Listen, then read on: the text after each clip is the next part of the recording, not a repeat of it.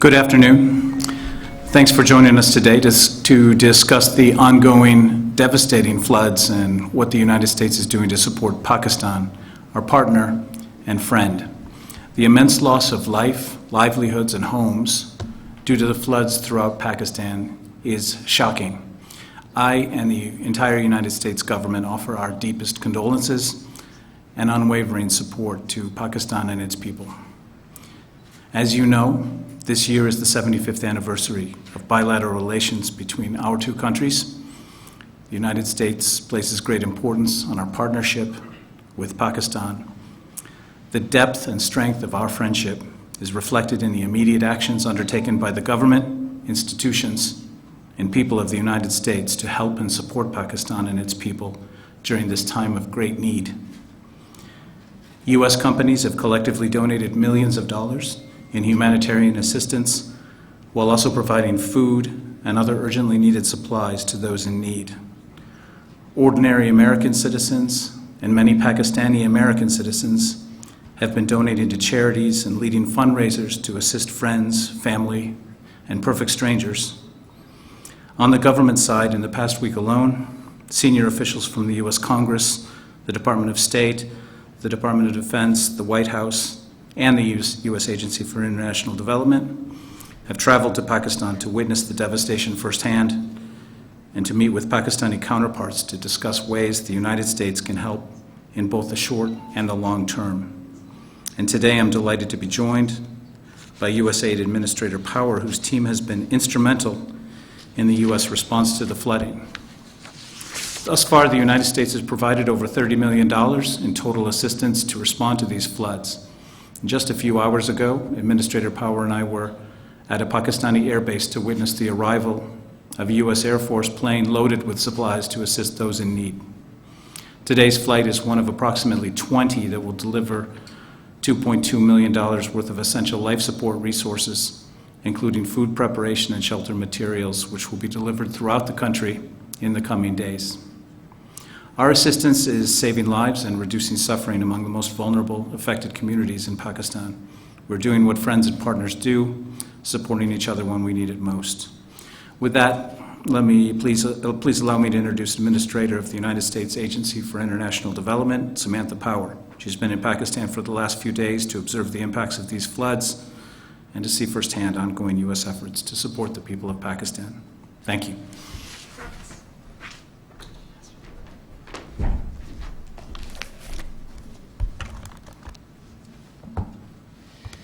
Thank you, Ambassador Blum, for your leadership, and good afternoon to all of you. I'm very pleased to be with you here today and very pleased and humbled to be in Pakistan at this unimaginably difficult time for the Pakistani people. I'm grateful for the opportunity to get close and to better understand the devastating impact of the floods and to discuss in greater detail with frontline responders what more the United States can do to stand with the Pakistani people in this hour of grave need. I spent yesterday in Karachi and the surrounding Sindh province, making a number of stops. From the air, I witnessed the destruction wrought by these once-in-a-century floods. Field after field of submerged cotton and wheat crops, submerged date palms, the faint rim of only the roofs of homes and schools and medical facilities with everything else underwater, rivers that seemed more like oceans that stretched mile after mile into the distance.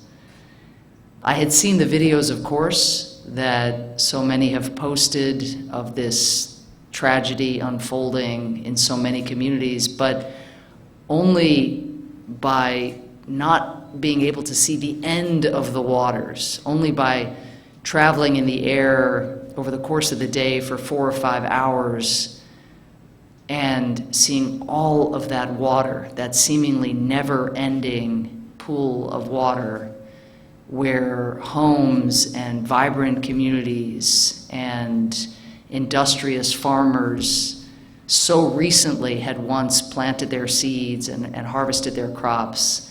Only by seeing the scope of that does one have a sense of what it means when 1/3 of a country is inundated by floods.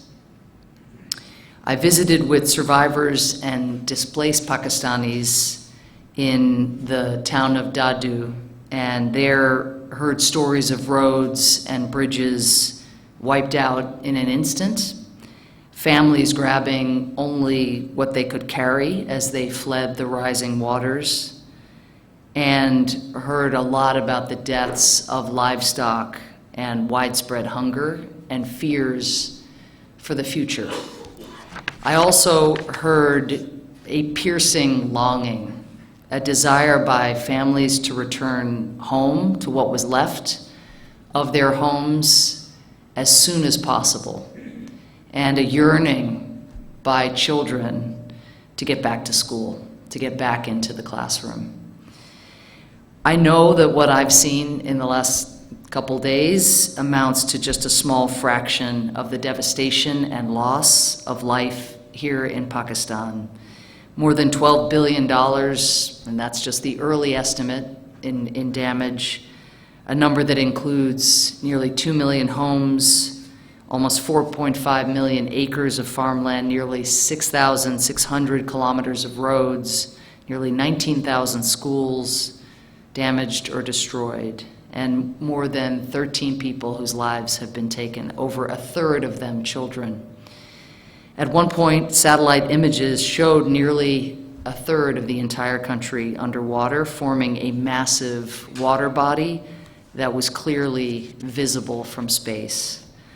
Most Pakistanis displaced by the flooding will have to start from scratch to rebuild homes and livelihoods. As some of you know, USAID has already contributed more than $30 million toward assisting affected Pakistani communities, providing emergency food, cash assistance, safe drinking water, temporary shelter, and other critical assistance. Today, I am pleased to announce an additional $20 million in humanitarian assistance, bringing the U.S. government's total humanitarian emergency contribution so far to more than $50 million in the last 3 weeks. The new funding is going to expand efforts to address the immediate needs identified by disaster response teams on the ground and our humanitarian partners, teams that I have met with during my time in Pakistan. I also look forward to detailed discussions of the humanitarian needs in this country with Prime Minister Sharif and with the UN Secretary General later today. The United States is bringing a range of assets to bear in support of the Pakistani people and at the behest of the Pakistani authorities. Yesterday in Sindh province, I met up with the first U.S. military aircraft to land at the request of the government here to deliver materials needed to establish an air bridge that is now up and running, which will deliver critical relief supplies, materials for temporary shelter and cooking, for example. And these are materials that DoD is transporting from USAID's warehouse in Dubai to the Pakistani people. Earlier today, here in Islamabad, I met with US and Pakistani servicemen and women who were unloading some of these supplies. This aircraft, yesterday's aircraft establishing the air bridge in Sindh, today's aircraft in Islamabad carrying shelter and food preparation supplies, will be the first of many. And USAID will continue to work hand in hand with the Pakistani authorities and the US Department of Defense to make sure that this assistance reaches those most in need. It is clear that recovery from these historic floods will require a concerted effort by the donor community and international financial institutions in the coming years. While more than $34 million in aid is arriving from the United Kingdom, Qatar, Canada, Australia, and the European Commission, as well as through the UN Central Emergency Response Fund, we need more countries to commit more resources to address immediate needs and, looking ahead, to help the Pakistani people who have been devastated by these floods to rebuild. The needs of flood-affected communities go beyond the one-time provision of emergency assistance. This disaster is closely linked to climate change. Northern Pakistan boasts more glacial ice than anywhere in the world outside of the poles, but that ice, as you well know, is quickly melting, aggravating the flooding. And the monsoon rains are not only heavier than ever before, they are far less predictable. Moving forward, the U.S. government intends to partner with community leaders, government officials, and the private sector to strengthen Pakistan's ability to prepare for, mitigate, and respond to floods and other natural disasters caused by climate change. We also intend to promote climate-smart agriculture programs to increase crop production and mitigate the effects of climate change on Pakistan's agricultural sector. We need to support Pakistani farming communities and disaster management authorities to respond more effectively to future natural disasters. And we will build on USAID's prior programming to expand emergency response programs, bolster early warning and rapid response systems, and improve coordination and information sharing between community leaders and Pakistani government disaster management specialists. The partnership that I am describing, the partnership that we continue to deepen, builds on years of cooperation between our two peoples and between our two countries. Just over a decade ago, when the country was struck by the super floods of 2010, the U.S. government worked to prevent the spread of disease, to provide emergency food assistance, and to begin the recovery effort. Then that included funding for agriculture and food security programs in flood-affected areas, financial support for small farmers, restoring cultivated land, and construction of over 100 state-of-the-art disaster-resilient school buildings, some of which right now are actually functioning as temporary shelters in flood-affected areas. As we commemorate 75 years of relations between our two countries, today's announcement of $20 million in additional emergency funding is another mark of our longstanding commitment to the Pakistani people. We call on our friends and other donor governments around the world to join us in increasing their own commitments to help Pakistan rebuild and recover. Thank you so much, and I'm eager to take your questions.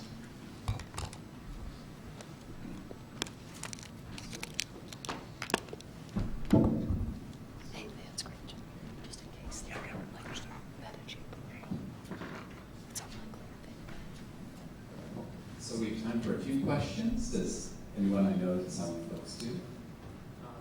Myra?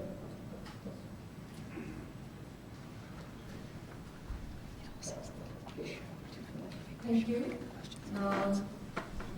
First of all, I would like to welcome you to Pakistan. And I just wanted to ask a simple question of what would be the role of USAID in distribution of the relief goods? And also, is there any plan in discussion of how to contribute or assist Pakistan in a rehabilitation process? Because the relief process is going to be like for 1 month now, and after that, it's a long process of rehabilitation. I just actually didn't hear the first, what will be USAID's role, I heard the second part of the question, in distribution. Distribution, okay, thank you so much. So let me say that, I have to remember now, the DART, what date was the DART deployed? 1 week. So 1 week ago, we deployed our crack elite disaster relief team. It's called the DART, the Disaster Assistance Response Team. That team has been deployed. It has been expanding. It will continue to expand.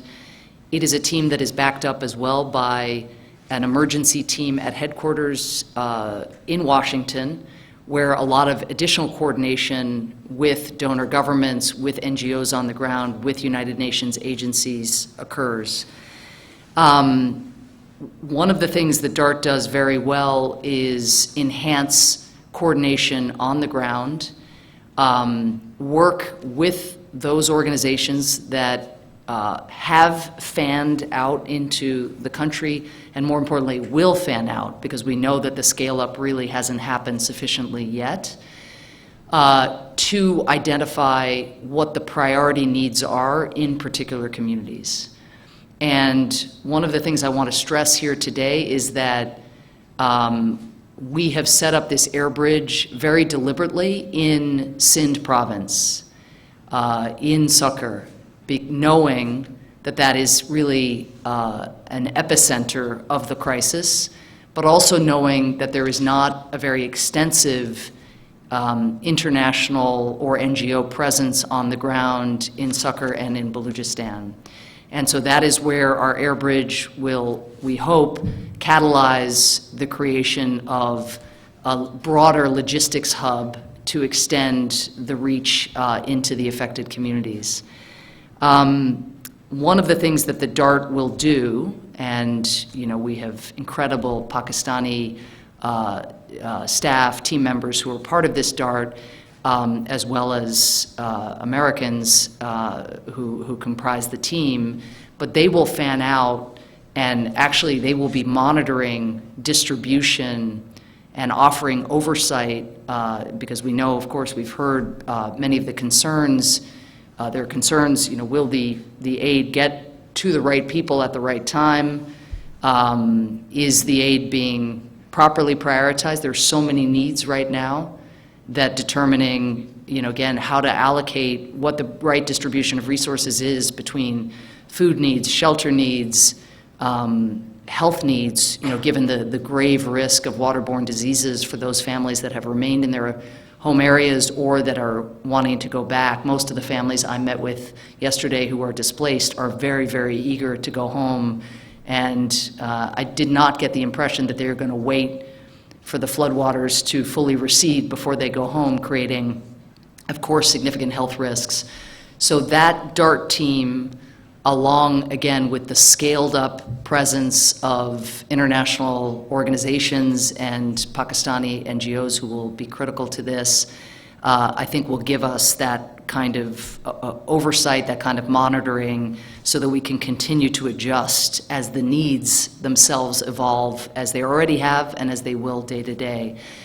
On your second question, which was about rehabilitation, we met today, the ambassador and myself, with the coordinating body comprised of the civil administration, military leadership, the planning minister, and it is clear that now a number of assessments have been commissioned, and the assessments are staggered in terms of their timing across various provinces. But as those assessments come in, I think USAID will look to see what our comparative advantages are, how we can contribute, while also, along with the rest of the U.S. government, working within international financial institutions, within the United Nations, within other organizations to see, again, how large-scale resources can be mobilized. But this is going to be a very, very difficult road back. And of course, it is a road back, and I experienced this in talking to families. It's a road back that is clouded by the recognition that climate shocks are now a part of what every country has to grapple with and every community has to grapple with all around the world. I just came not long ago from Somalia and from Kenya. The Horn of Africa, for the first time in recorded history, is experiencing its 5th straight failed rainy season. 5 in a row. It never happened. The most that had ever happened before were 3 in a row, and now they've just, it's become clear that the 5th season, failed rainy season, is about to commence. So records are being shattered everywhere, and there is either too much water or too little water wherever you look, including in different parts of Pakistan where there's too much water in one basin, and of course, mammoth biblical flooding, across so much of the country. So this is going to be an important task, and as the rebuilding effort commences, really thinking through, just as we did with the schools that were built in a different way after the 2010 floods, how can we take the learning and the know-how that is being accumulated all around the world about how to prevent the next disaster, even as you recover from the current disaster. That learning, that engineering expertise is going to be critical.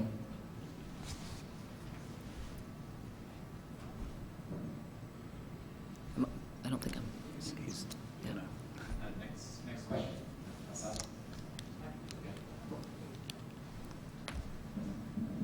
Thank you.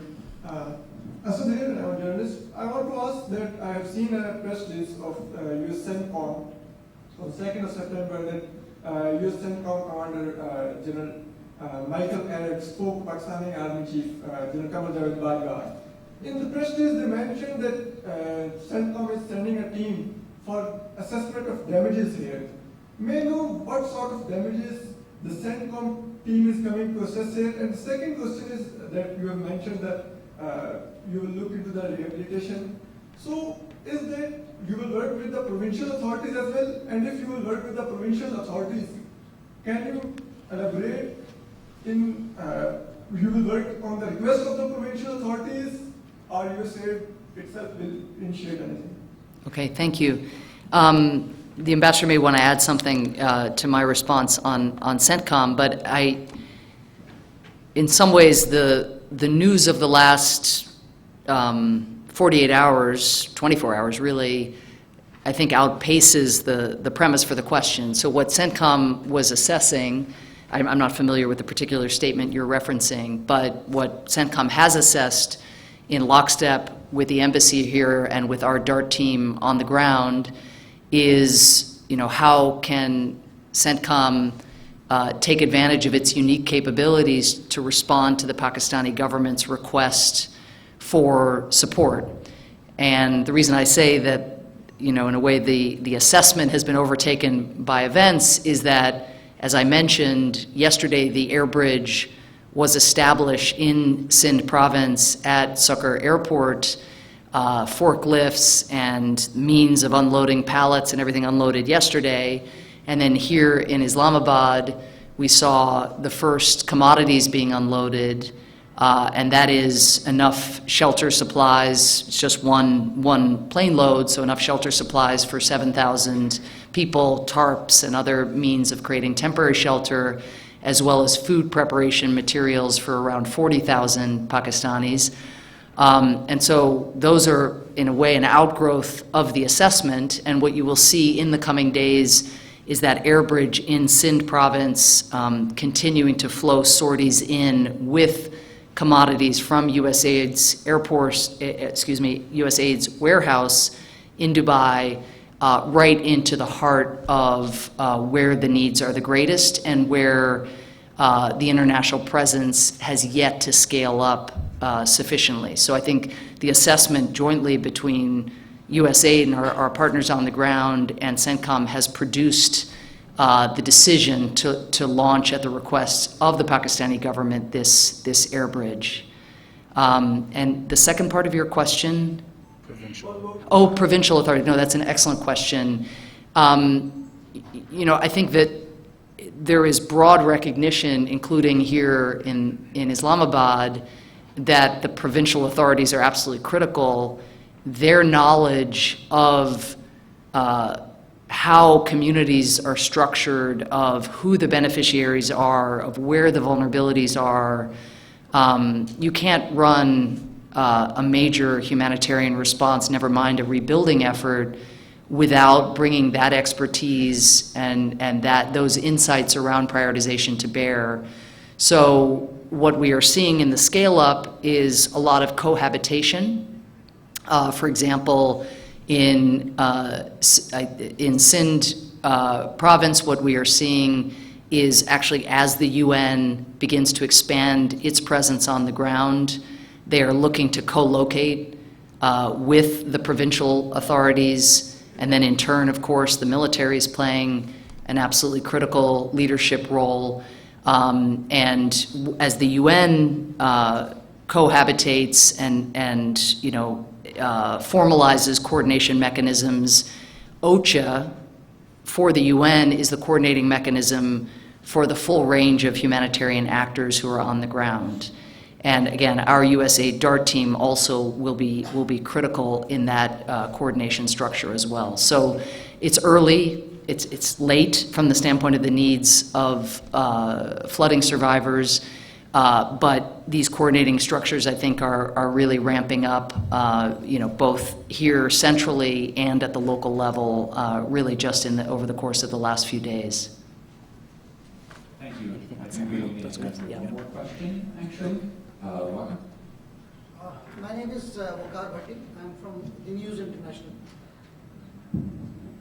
It is very good that U.S. government is providing $50 million for the flood affectees and for their rehabilitation.